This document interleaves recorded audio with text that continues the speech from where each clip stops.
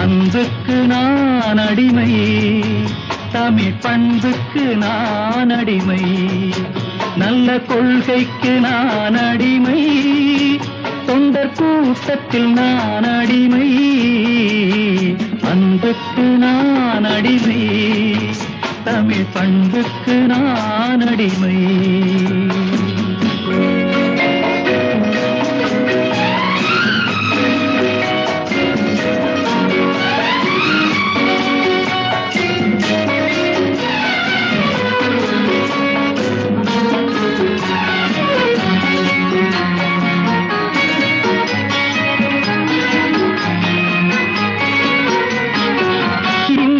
இங்கே பொங்கி வழியும் முகங்கள் நான் பார்க்கிறேன்,